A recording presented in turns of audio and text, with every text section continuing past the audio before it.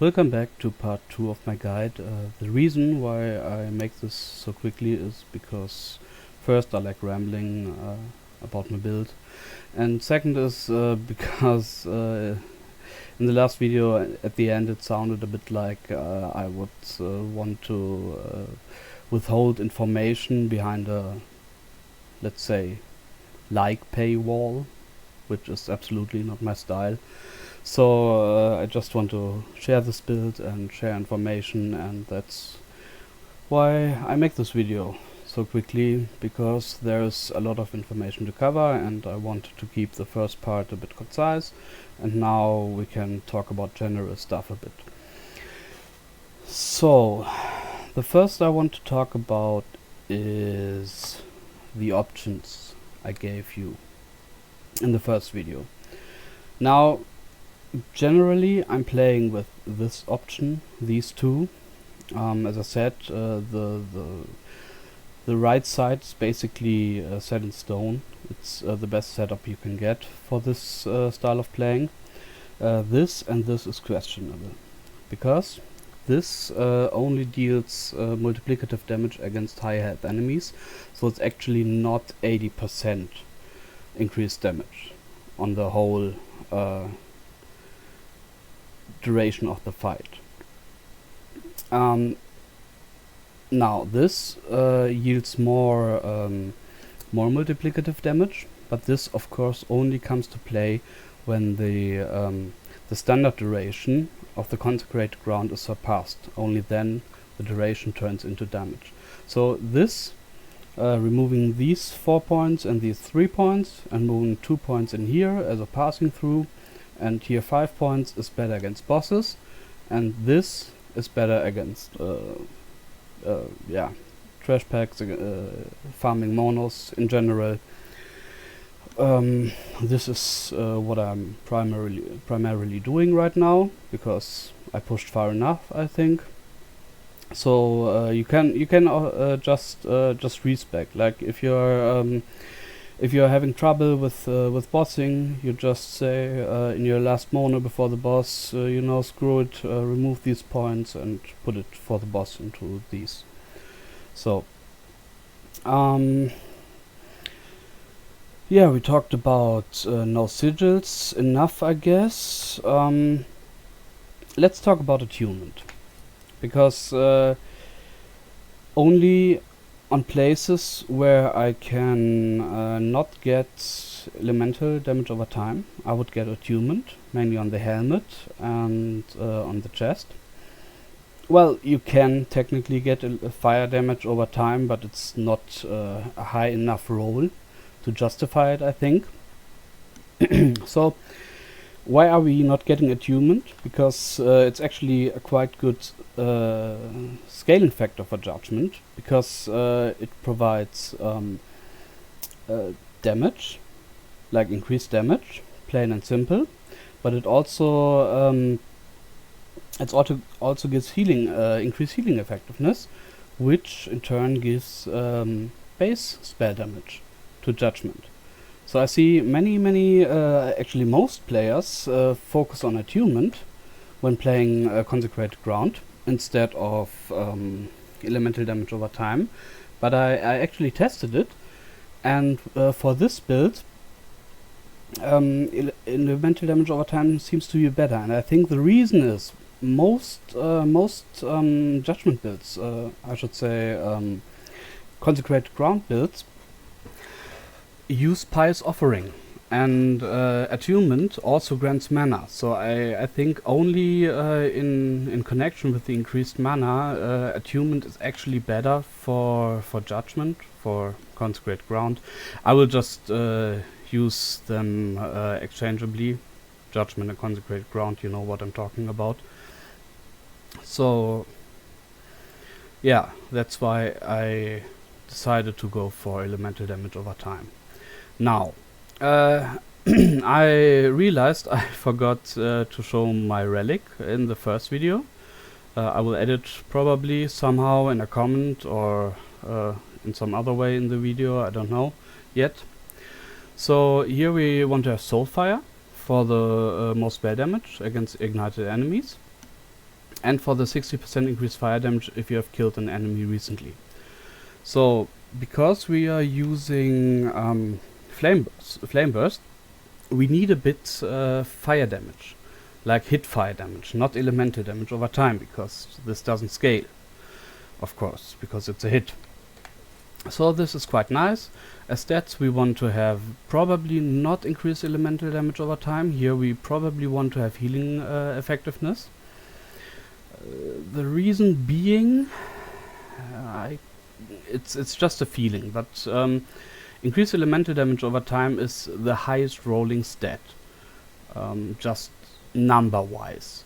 So if you have it as a tier 7 modifier, this advantage is of course enhanced, because it's tier 7 not tier 5, so it's it's enhanced by a multiplier, and so if it rolls higher, the this advantage is multiplied as well. So here, because we want to have tier 7 judgment, we don't have a tier 7 stat on elemental damage over time, and this is why I think increased healing effectiveness could be better here. It's just a feeling, I didn't do really math with it, but that's my feeling, my gut feeling. Now we want to have apply frailty, of course, because we have a high attack speed, and I think for the damage reduction, any build that can reliably apply frailty on hit should do it. So we have frailty on hit, and we have endurance, just to fix endurance. Now that gives a nice lift off to the next topic I want to talk about, and that's endurance. Now, I know in the beta there was a lot of discussion about endurance, and I think most people say, probably to this day, that going plain for HP is better than endurance, and that is correct, I think. Under normal circumstances, if you need to use like, what is it, 3 slots or so for endurance, then you can just get health instead, and you're better off, or just the same, but probably better off. But because we are taking points in here anyway for the blight chance, we have a bit of endurance. We have a bit of endurance here anyway. This endurance didn't really play into the decision to take these gloves. It's the attack speed.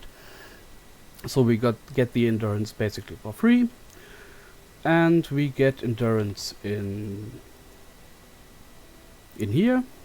So I think going for endurance and therefore maxing it out is with just one roll is okay. Because another thought is, in general, I think damage mitigation is stronger than health if you are playing a regenerative build. Because let me just explain with an example. Let's say you have 100 HP and you have you regenerate 5 hit points every second, or every hit, doesn't matter actually. Then you are regenerating, of course, did I say 100 HP? Yes, I think I did. 5%. Is it 5%? Yes, it's 5%. 5% HP in relation to your max HP, of course. If you now have only 50 HP, but you have 50% damage reduction, you have the same effective HP, because you take half the damage. That means that doubles your effective HP pool, makes 100 HP. Now, what happens to your healing in relation to your HP pool is that currently, suddenly, it's not 5%, but it's 10%, because you heal 5 HP and you have 50%, 50 health points. So that's another thought why I went for endurance there. Because when you're really on the back foot and really trying to survive anything that is not a one shot, then you're getting more out of your heal. So the next topic would be alternatives. We have a quite good array of things we can play instead. First of all, I should say none of these items are core items. These are best in slot items, but no core items. None of these items is needed to play this build. You could say the mana gain on Vengeance is a semi-core item, but well, you have it here and it doesn't enable the build, it just makes it way more stronger if you suddenly regenerate more than double the mana. So this role alone would be basically a semi-core role that you want to have, but none of this is build defining or build enabling. It's all stats. So that means that we have actually quite a few possibilities. Let's talk about gloves.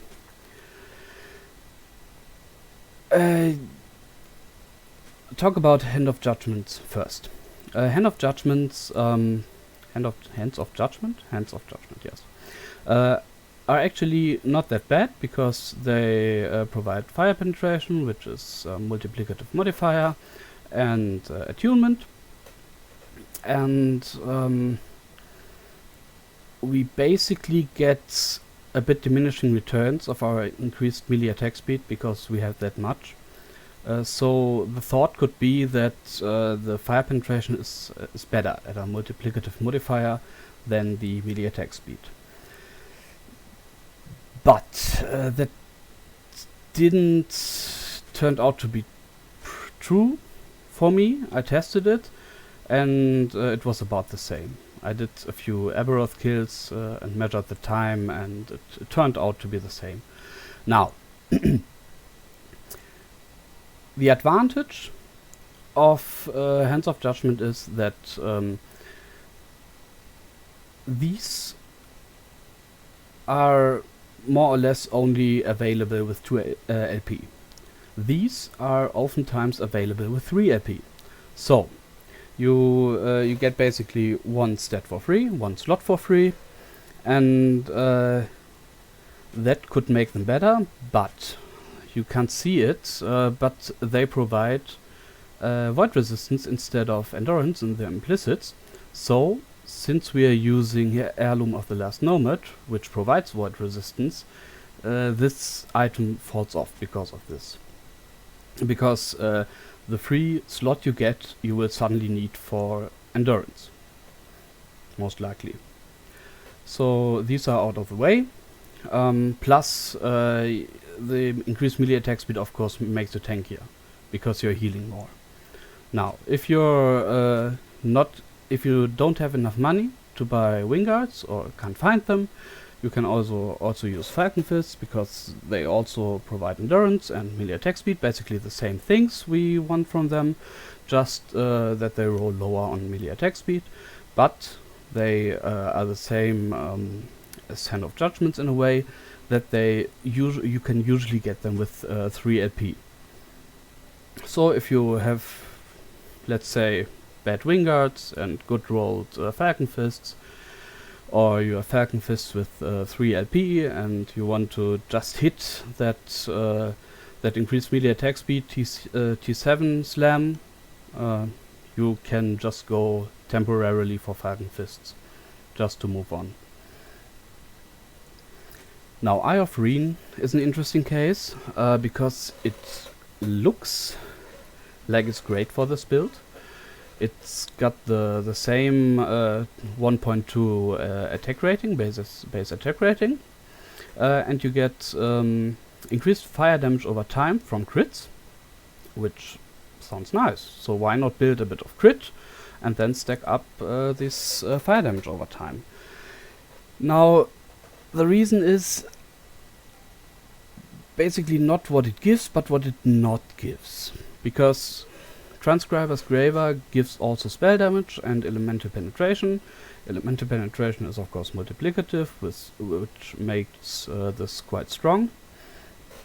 And I didn't have a perfect Eye of Reen, so I couldn't test it extensively, but I took what I had and I extrapolated a bit what to expect from a better version of this item, and I came to about 30 to 40 stacks of Irene's Ire, and this would be of course around 200 spell damage, increased fire damage, excuse me, and this was not enough for me to justify having to go for crit. For example, you want at least 30% crit, around 30% crit I would say, so 10% melee crit on here, and like crit chance, increased crit chance on the amulet, and of course to get to the 10% melee crit strike chance, which you definitely want if you use this item for that purpose, meaning getting the Irene's Ire. Then you lose of course the T7 at melee attack speed, which is in my opinion not worth it. Let's talk about Sun Wreath, because one point I didn't mention in Irene's Ire is the Ignite or melee hit. I really tried to work Ignite in this build, because with this attack speed and a double hit instance from Healing Hands, why not? This is like, and of course elemental damage over time instead of attunement. This screams like Ignite, but you have to compromise too much to really use Ignite. You need like where is it? You would want to have this and maybe this and maybe even this. Just get enough stacks of Ignite to make it count. It's not worth it. Maybe I'm wrong. Maybe someone can prove me right. Maybe I'm a bit overtaking it with the tankiness in this build, because I mean we have 99% block chance and take basically against hits half the damage. We have the damage reduction from Vengeance, which is 25% and 18% from Riposte. But as you will see in the video that I will link in the description, we need it if we push high corruption. But well, maybe someone will find a way to incorporate Ignite. I would be happy, because that's what I was trying to do initially, because it just seems too good of a synergy to not work. But I felt it didn't work. I tried. Now, why not take Immolator's Oblation when we have Soulfire? Immolator's Oblation gives us 100% increased armor. It's actually the Soulfire. It gives us 100% increased armor while ignited, and Immolator's Oblation is the only way for us to be ignited. The only reliable way. Of course, enemies can ignite you, but that's not something you can count on. But the issue is we don't need a lot of stats here, because the spell damage is really nothing to speak of, because it only procs off fire skills, meaning only judgment, and we don't get. I can show you real quick. We only get 4 to 5. Oh, okay, a bit more, but you won't be spamming down that much in a mono. We only get 4 to 5 stacks of this, which is of course 8 to 10 spell damage. That's not comparable to the increased elemental damage over time as a tier 7. And the increased armor, I did the math on that, and it was with all buffs, like also Snowblind. I factored that in. It's like a 4% damage reduction in total, which is not bad, but opportunity cost. You're getting this with 2 LP max, unless you're really lucky. So you either have to decide to go full defense on this, then it would of course be better than in the defensive department than the exalted one, or you have to go to go split. Basically, you take the T7 elemental damage over time, and you would have to take probably the health and stun avoidance instead of the hybrid health, which makes it, well, probably still a little bit worse. So unless you because I mean you're getting already more percentage HP, then you get damage reduction from the armor. So if you get a 3 LP one, that's basically all stats free on here, because here is also a cleanse, so you need don't need the cleanse.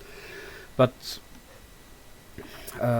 as a 2 LP item, I can't justify it. Maybe it's about the same, but you have way more costs. So I don't know. I wouldn't use this. Of course, you can, because we already have